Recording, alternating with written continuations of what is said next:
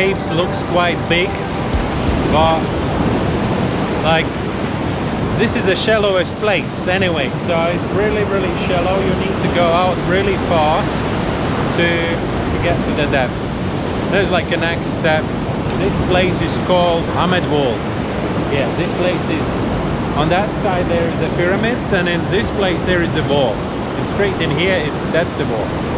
And usually if there is a good drift, so then we're drifting starting pyramids and going all the way to the Gemelli. If we do the boat dive, then that's the place where we're coming up. I don't like to do short dives here in this place, because when you come out, and if you do it, especially if you do it during the low tide, so then you're like a kind of crawling and touching with your tank the corals and that stuff.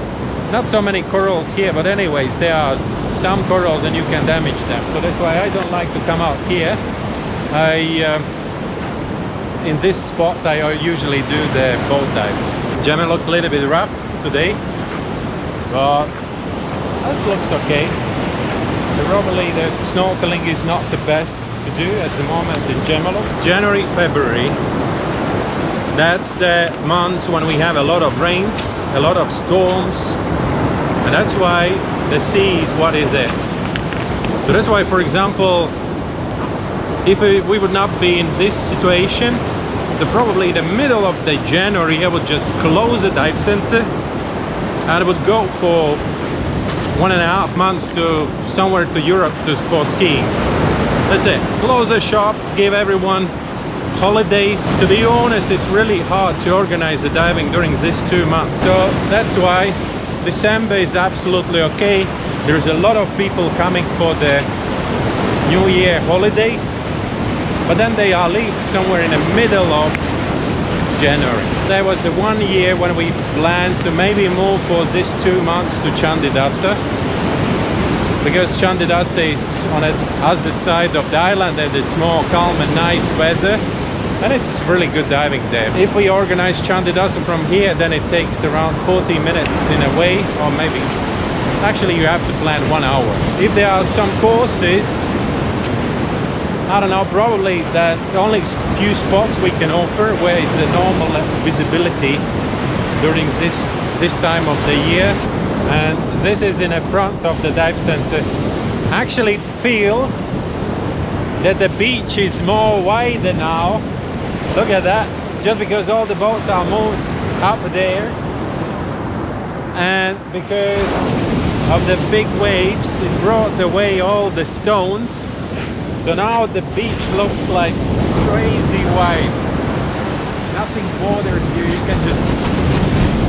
Nothing bothers you. You just can walk here. And the big waves actually are quite close to the beach. If you look there, it's not that bad. So it means it's getting better. So by tomorrow, gonna be okay again.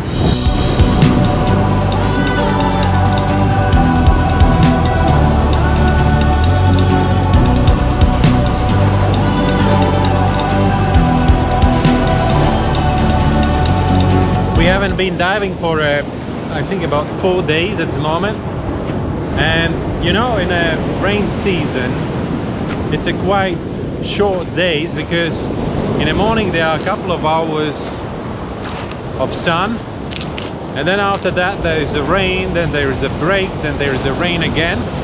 So basically not that much time I can actually film something for this episodes. If you considering to visit Bali during the January and February and you're planning to dive, you have to keep in mind that probably there will be some days when you have to cancel diving just because of the weather. It's a lot of rain and that stuff. Another thing is that visibility is not the greatest at this time of the year. When the rains will finish, let's say in the end of February, in a March, starting like a second week of the March, the visibility is probably the best I ever seen here. It can be all the way up to 40 meters.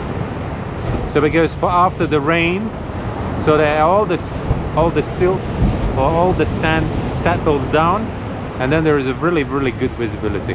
I remember I arrived 4 years ago, almost 4 years ago. I arrived here, and then I started working with Eco Dive, and 2 of my colleagues and other 2 instructors, Olivier and Tim, they said, Martin, let's go diving, because that day, at that particular day, they were not diving, and they wanted to try out to check out the wall.